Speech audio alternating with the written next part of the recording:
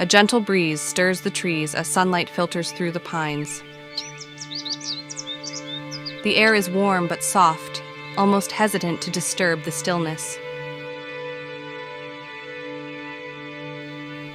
Somewhere in the forest, far from fire and flame, peace exists. The kind of peace most people spend lifetimes chasing and never find. A single girl lies on a picnic blanket, pink hair, shorts, and a sketch pad. No demons, no fire, just sun, silence, and a sandwich waiting in the basket. She's alive with imagination. Framing the world between her fingers, she hums a tune only she can hear. Her eye gleams with inspiration, bright and golden, like the sun she's soaking in. She's not just drawing, she's seeing, composing, conjuring. Just right. On the blanket beside her, a small box of crayons rests, nestled in between giggles, grass stains, and imagination. The colors aren't just wax sticks to her. They're spells, tools, pieces of a world she's building stroke by stroke. Her hand hovers thoughtfully, fingertips dancing between purple and pink. A quiet hum escapes, the sound of pure, uninterrupted focus. Feet in the air, pencil in hand, and not a worry in the world. She hums softly, legs kicking lazily like the world is hers alone. A single thought floats across her mind. This is perfect, and for now it is. She's locked in her own world, one of color, light, and quiet joy.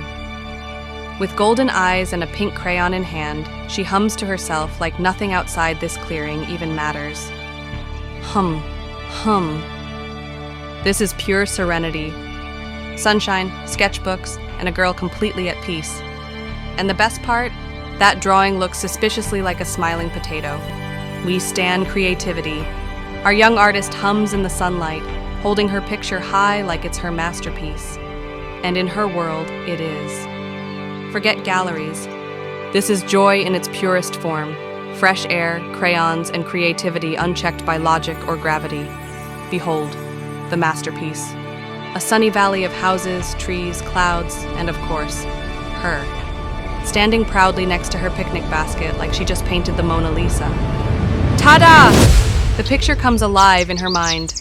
Pastel skies, sketchy mountains, her doodled self smiling beside a perfectly drawn basket. If Bob Ross were a 6-year-old with pink hair and too many crayons, this would be his world. She gazes up at the crayon sun, and something shifts.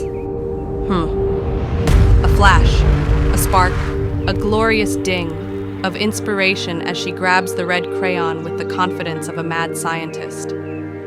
Scribble, scribble, scribble. Her tongue's out, her brows furrowed. Something dark and delightful is hatching in that sketchbook. The birds stop singing. Even the wind pulls back, uncertain of what's being unleashed. She presents it to the heavens, proud, shining, and completely unaware of the eldritch horror she may have just unlocked. Hum!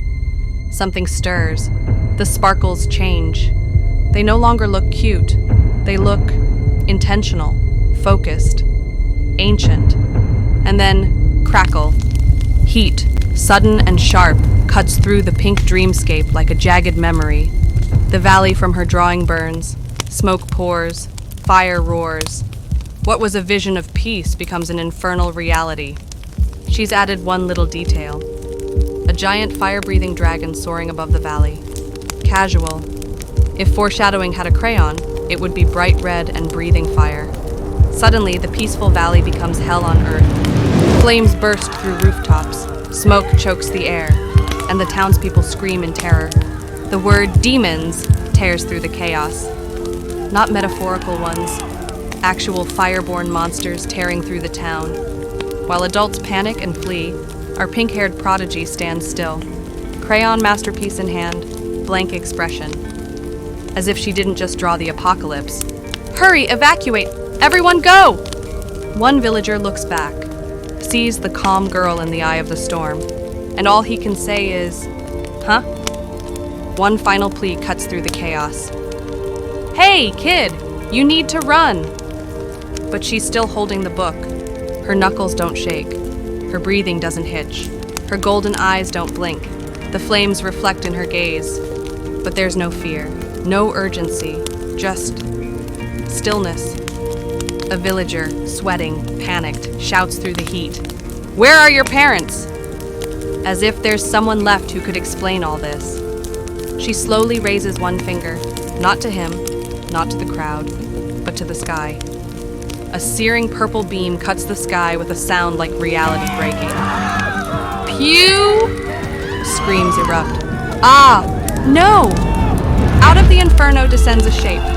Wings spread wide, claws glowing, tail curling like a scythe. The shading, the posture, the drama. This isn't a demon. This is the final boss reveal. Doom!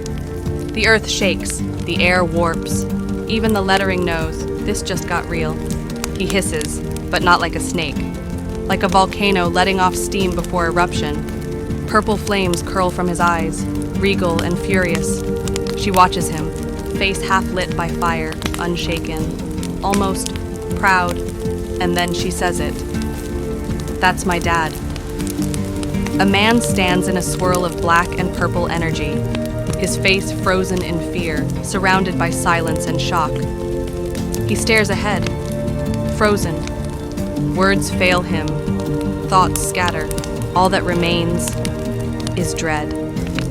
The little girl turns on her heel and bolts, skipping away like it's recess, not the end of the world.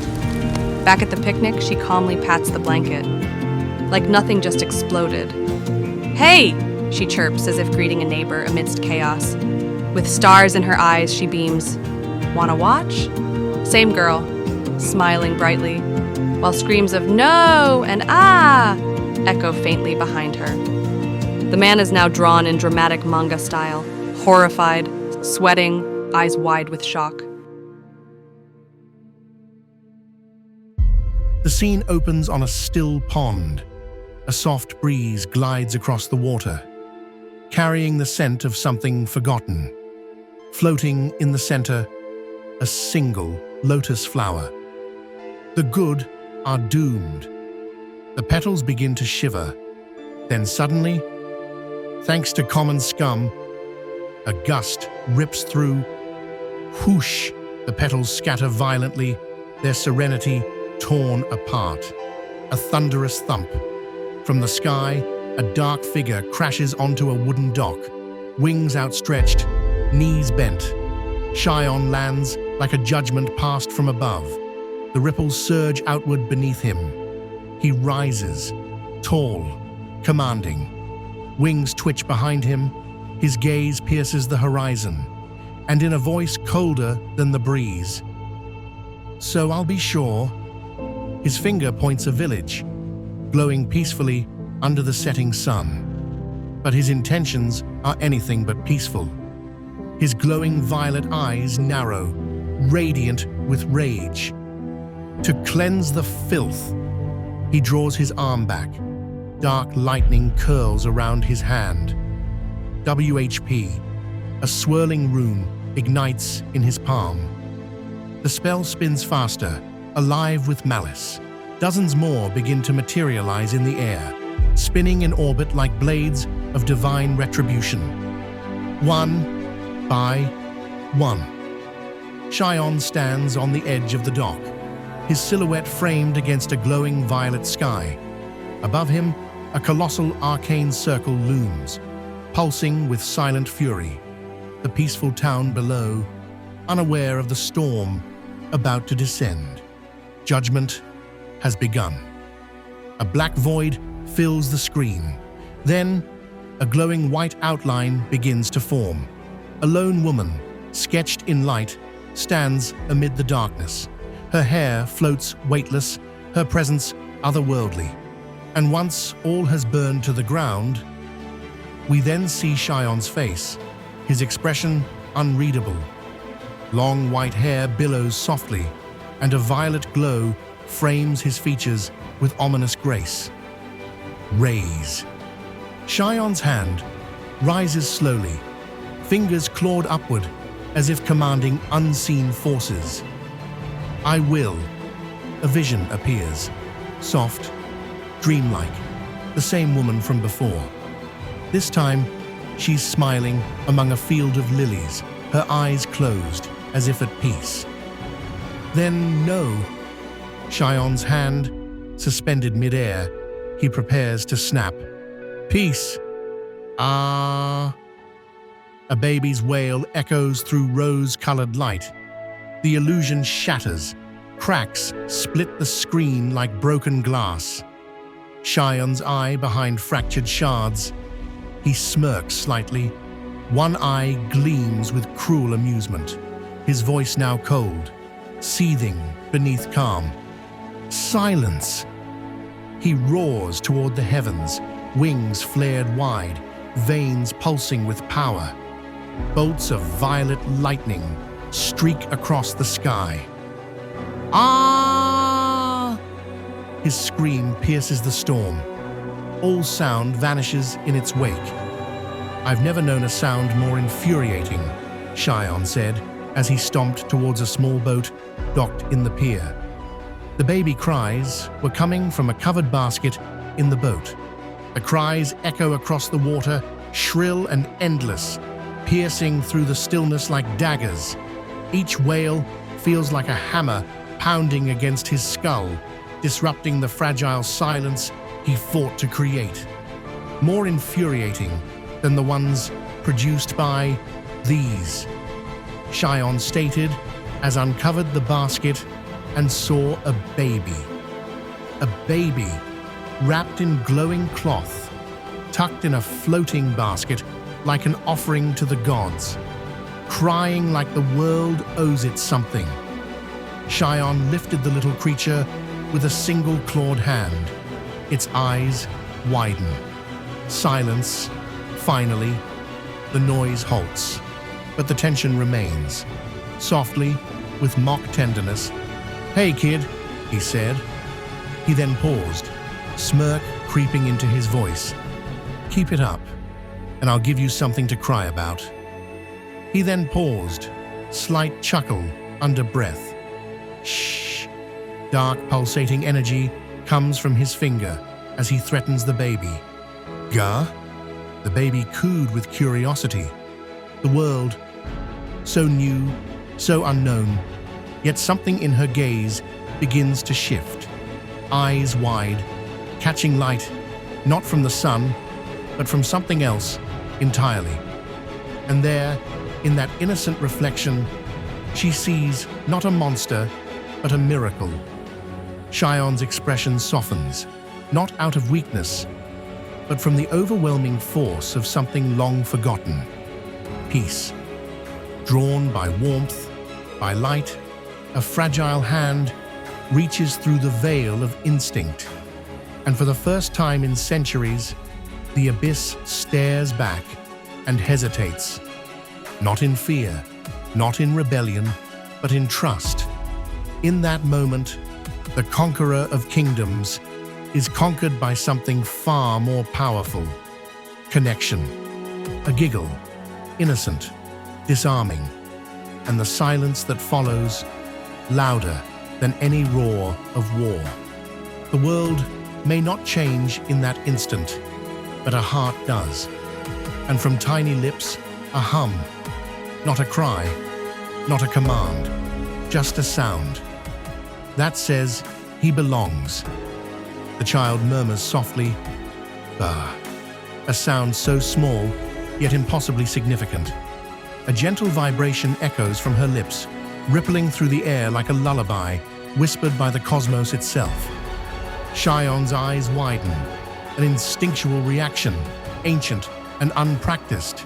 He senses it before he understands it. Suddenly, an eruption. Vroom! A beam of pure energy tears through the sky, splitting the heavens in two with an earth-shaking roar. The world blinks, and the stars bear witness. As the light settles, smoke rises from Shyon's back.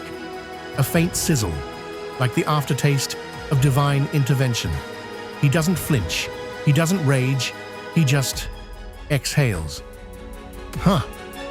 His voice soft with disbelief as he looks at the seared hole, part of his chest and abdomen missing. Not a mark of weakness, but a sign. a moment that broke something open.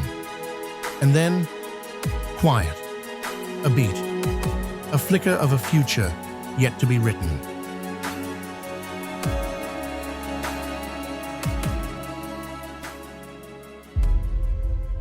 "6 years ago, in a quiet valley nestled beneath towering mountains, a lone windmill spun slowly beside a peaceful cottage, a symbol of serenity before the storm.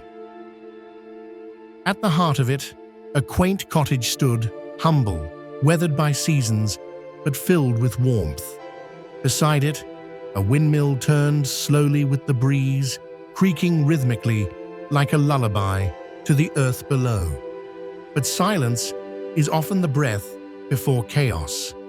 A sinister whisper curled through the air like a phantom, soft, eerie, unnatural.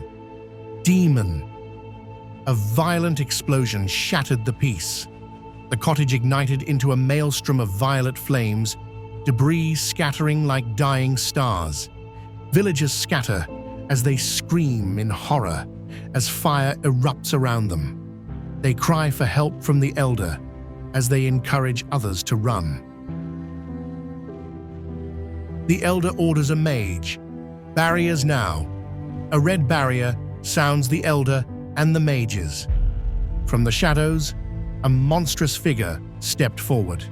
His skin glowed with infernal heat, his horns crowned in fire, and in front of him, the elder and his group stood still, and he ordered the mages and knights, defend.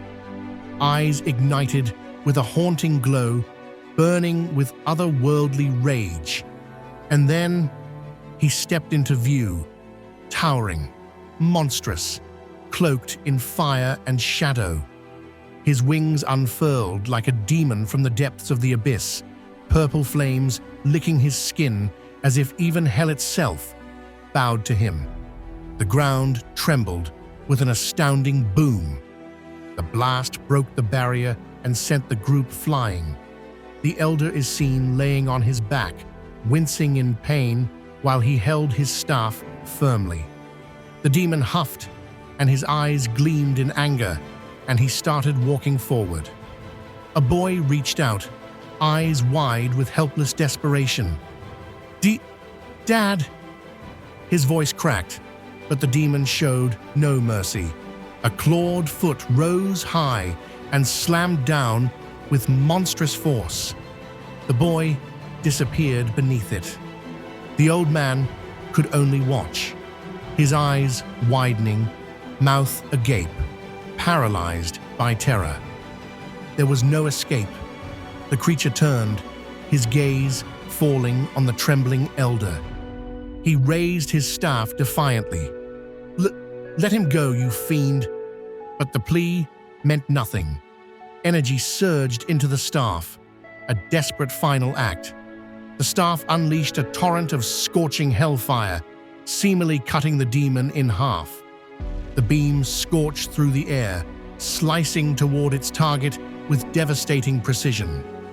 It tore across the landscape like a blade of judgment, incinerating everything in its path.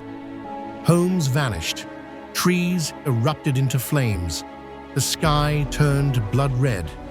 Then silence. Only the sizzle of ruin remained. The old man's breath caught in his throat. He didn't move, couldn't. And the demon?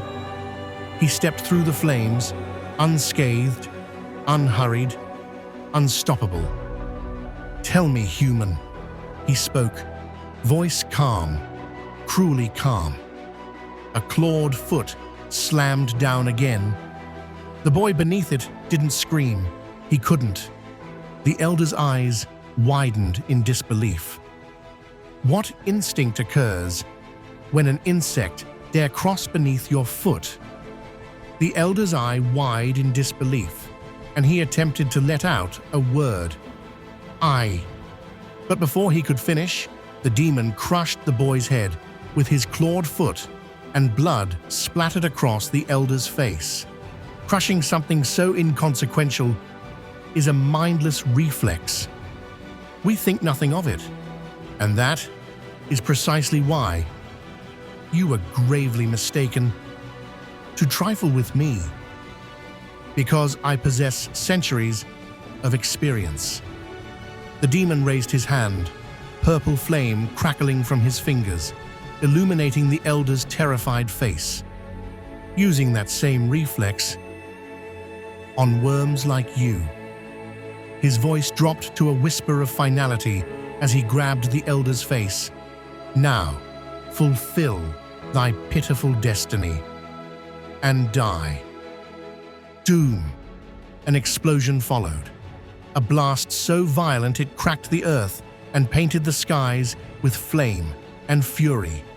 And from that darkness, the demon's hand unclenched, letting the smoldering remains fall like ash to the ground.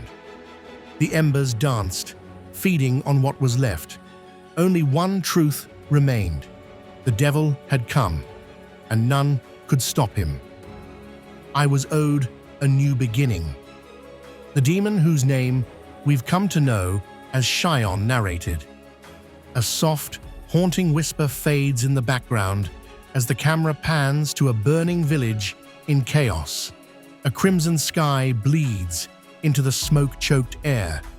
People run, silhouettes darting across a crumbling stone bridge as purple flames close in.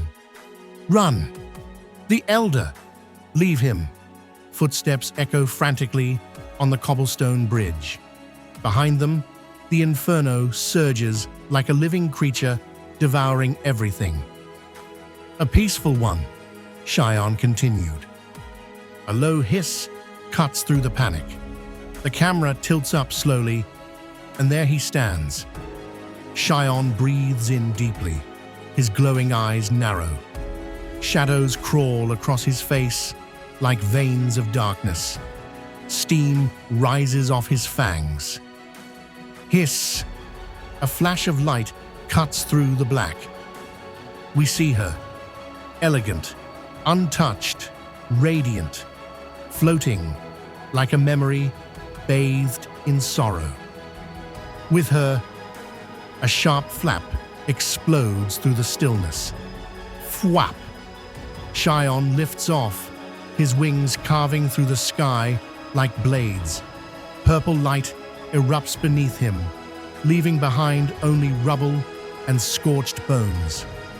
As he rises, civilians scream in terror. Their cries ripple through the air. Whoosh! A beam of demonic energy arcs downward, striking a fleeing man. His body contorts in agony, swallowed by fire. The others scatter. In the distance, atop a tower, cloaked mages gather. Now! One mage raises their staff, energy pulsing like a heartbeat. Flames form in their palms. Attack! The sky roars. Boom! The mage's attack hits Shyon. The attack hits Shyon godlike fury, consuming him in blinding fire. Then, it's too bad, Shyon continued. The smoke clears, revealing him once again, unmoving, untouched, uncaring. His hand raised, covering his face, claws trailing smoke, embers clinging to his chest plate.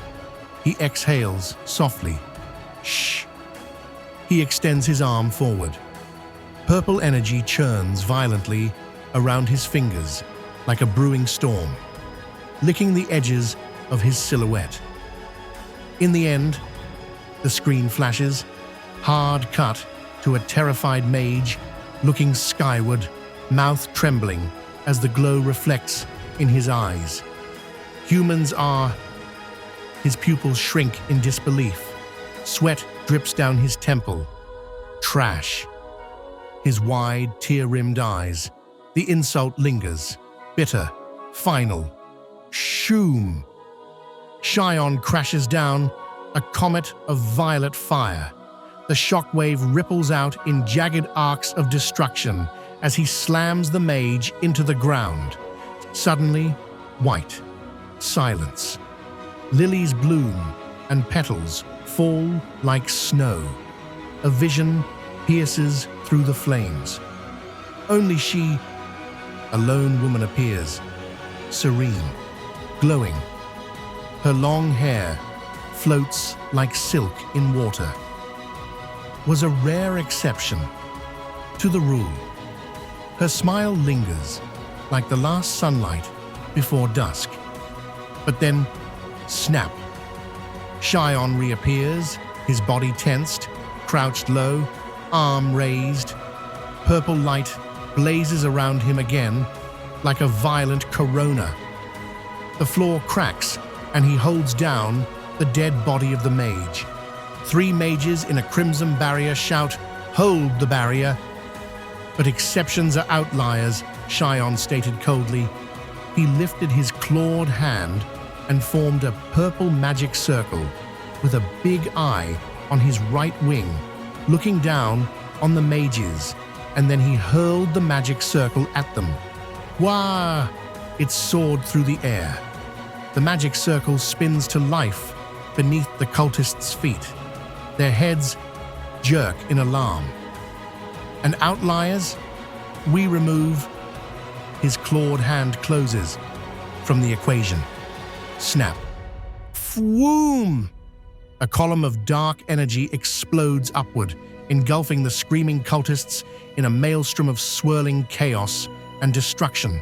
Their outlines twist and disintegrate, leaving nothing but ash and silence. Crackle! A sweeping aerial shot reveals devastation below. Violet flames snake through a village, devouring what little remains. Shyon soars overhead, wings wide like a shadow of vengeance, as smoke trails behind him. Below, the earth is scorched, bodies strewn like discarded memories, rooftops torn open, homes swallowed in ruin. Shyon's face is shown as he looks at the devastation below. He hovers, eyes reflecting the dying light of dusk. His expression unreadable, cold, yet somewhere deeply contemplative. The wind brushes strands of his white hair across his cheek as he watches the chaos unfold. Shyon flies away from the village, the destruction shrinking beneath him. Long ago, the cosmos was one. A demiurge drifted aimlessly through the endless expanse for millennia. In that void, they longed, not for power nor conquest, but for something familiar, something to hold. Yearning for connection, the Great One began to shape companions in their own image, divine comforts to ease the ache of solitude. They forged extraordinary demigods, beings of immense power and ideal beauty, glorious, radiant, flawless, perfect. Together, these divine figures lived beside their creator in harmony, their home a paradise among the stars, resplendent and eternal. Yet, something was missing. Despite their splendor, the companionship of the demigods was hollow. Their perfection, while awe-inspiring, brought no surprise, no wonder, no growth. The Creator, in quiet reflection, felt the ache return. For beings without flaw lack the miracle of potential. Perfection is a hollow affliction, the Creator uttered. In that still moment of inward clarity, an epiphany stirred deep within their core. What they truly sought was not a mirror of majesty, but a companion, a being born not perfect, but real, flawed, capable of becoming more, an imperfect child, to love. And so, in a final act of selfless devotion, our Great Ones surrendered their divine splendor, splitting open to birth the mortal realm. As they faded in awe of their work, countless bits of cosmic spirit scattered through the winds, and from those ashes emerged humans, each holding a piece of this divine magic within their hearts, a soul. From cradle to the grave, This light would guide them. And in time, a world bloomed. Kingdoms rose under golden skies. Towers pierced the clouds. Civilizations flourished beneath the sun's tender gaze. Among them walked the descendants of those early carriers. One of them being our favorite daddy, carrying the volatile nuke of a baby on his back. Our clocked daddy enters a shop, burdened by something unseen. Strapped to his back, a child, quiet for now. The shopkeeper greets them with routine ease, until his eyes meet a pair far older than the flesh would suggest. Something ancient cloaked in simplicity, and the energy radiating from the baby didn't go unnoticed, a tremor beneath the calm. "Procure me rations suitable for infants." The cloaked figure spoke. We might have some basics. One moment. Those little ones can surely be a handful, huh? What's their name?" He continued. An awkward silence, and then the cloaked figure spoke. "Child. Okay. Well, here's a week's rations for, child." The cloaked figure dropped some coins on the counter, picked the baby food, and begun to leave. "That baby, its aura, is incredible," the shopkeeper mused to himself. The scene shifts to explain how demons came to be. Before the Great One's final sacrifice, they tasked the demigods to oversee the life cycle of this newborn mortal race.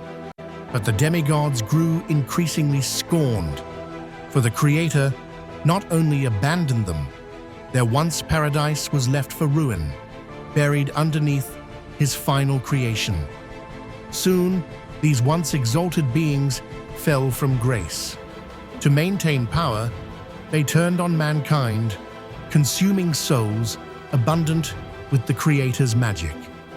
Often ruthless in their endeavor to gather this resource, these fallen paragons came to be known as demons.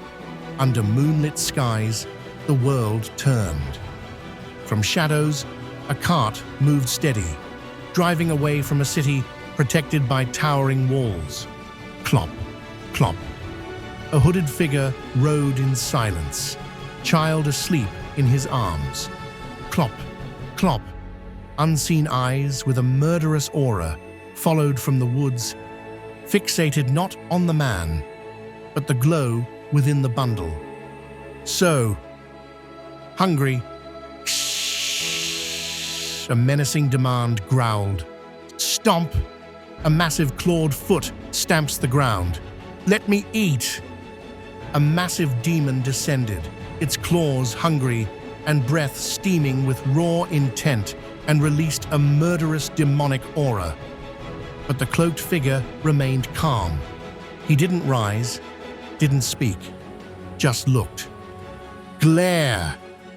The demon froze, body seizing under a pressure it couldn't understand. "Gah! But what is happening? I can't move." Whir! Dark sigils spun beneath the beast, binding its limbs with purple flame and ancient runes. "Your spell. It bears the seal of Demiurge. Only noble demons of yore can incant this divine magic. But what is a deity doing walking amongst commoners? Unless... No!" the demon exclaimed in horror. "It couldn't be. If the rumors are true, that would mean you're a revelation that was about to ruin his day.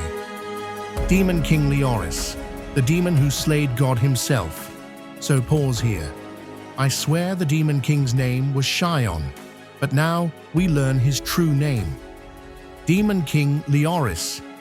He is probably saying, Whoa, why do you look so tired? The demon uttered in concern. An awkward silence ensued. Gah! I mean, munch, munch. The baby chewed on the Demon King's long braided hair. Please, spare me. Surely my paltry life isn't worth squandering your magic on, the demon pleaded. Leoris MP is shown maxed out. Die. Leoris mattered with a charming smile as we see his MP drop slightly. We then transition to hell. A small portal opens. Plink! The demon screams as he is spat out of the portal. Sploosh! The demon's body hits the molten lake of hell, lava erupting in every direction. The scene returns to the quiet woods above. Sizzle, only a charred outline and whimpering residue remain of what once threatened Leorio and his crotch goblin. Well, not his, but you know what I mean. Leorio gazes down at the spot. To the bin, he says coolly. Trash. The baby looks up, startled, speechless. In her eye, a reflection. The mark of something unfathomable, now imprinted deep in her soul.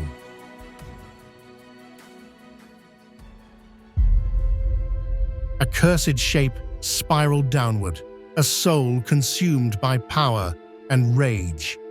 Time passed, the world turned, but darkness never rested. Another encounter began. Die. With a whisper, the world split. Leoris moved, swift, final. The strike silent as death, named only Slice of Hell. The flames roared, but his presence outshone them. His MP was shown to be back to full. A child rested on top of his head, grabbing onto his massive horns, silent but looking demonic. Die. The spell. Infernum. The ground melted beneath his enemies. This spell consumed half of his MP. Die, the Demon King uttered as he snapped his finger. And the heavens answered with jowls of demise.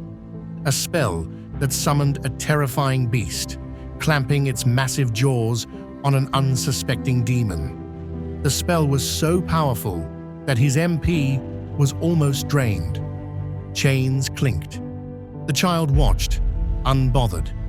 Her eyes glowed softly, pacifier still in place. Below, the enemy growled, unaware of the judgment coiling around him. Leoris's eyes never blinked. His will became law.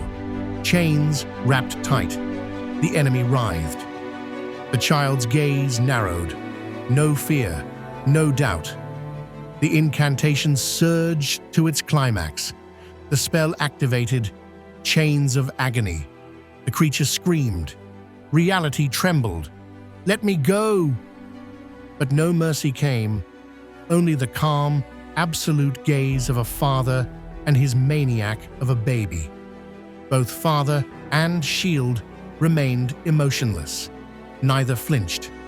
The cursed soul finally realized. Huh?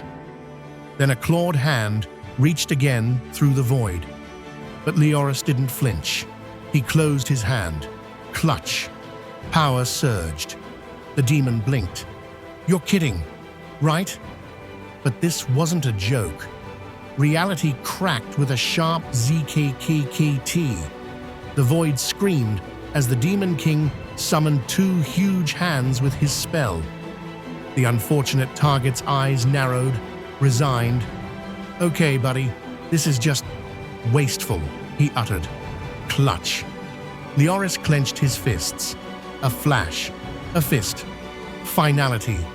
Leoris stood, calm, composed. Not a warrior, a verdict. On his chest, the child rested, seemingly in her sleep. The winds parted around them. Shh! And from the sky, and from hell, fists descended and ascended toward each other. Demon fist, final judgment of the ninth circle. The beast held in chains squealed. Would you please just kill me already? Leoris blinked. Then doom, die. The sky split in two. Silence returned. and his MP finally empty. We went back in time to when all things started. As the Great One departed, their celestial remains burned brightly in the center of our realm's sky. The Asta, a final symbol of their sacrifice. This miracle star was key to humanity's mortal cycle. Legends told of a human anointed by the Asta. Known as the Estrella, their magic embodied the Creator's gift of life and death, the control of time's passage itself. This unique blessing was a magnificent part of the Great One's power and a miracle of limitless potential that could reweave fate itself. And somewhere in that vast, sacred world, a baby just wouldn't stop screaming. Yeah, still screaming. The child cried. The father suffered. The forest judged. The cries called the damned, and the damned answered. Aha! Something was coming. A horned beast was flying toward the father-daughter duo. Father was already numb to the noise, but this was new. Swoop.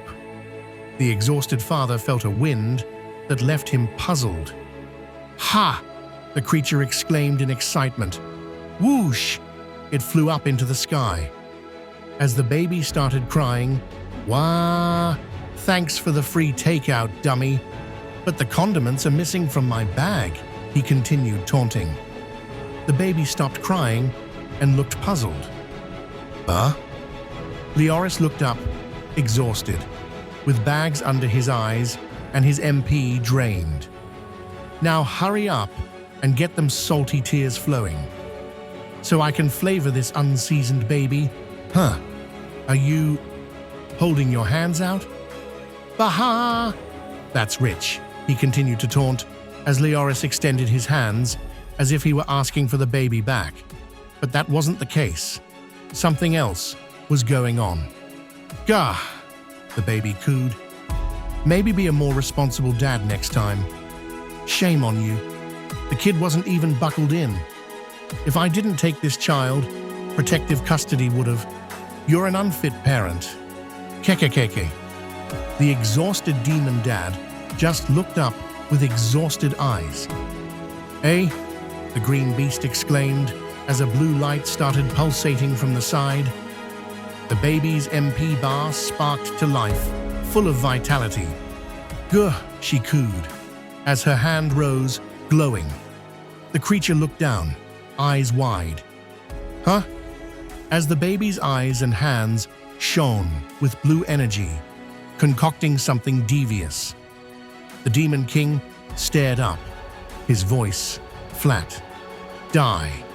A blast shot through the sky. An arc of pure blue devastation. It tore through clouds. It split the night. The creature was gone. Hurled beyond the veil, the baby floated gently down, encased in a soft bubble of light. The sky glowed pink and gold. Wobble, wobble. The child returned, resting in Leoris's still outstretched arms. Poof. Leoris looked down. Goo-hey-hey. The baby cooed happily. He blinked. Dah. The baby smiled, clutching a broken demon horn. Leoris looked ahead. The cart rolled on. Good child. This is the end of part 5. Please like and subscribe for more content like this.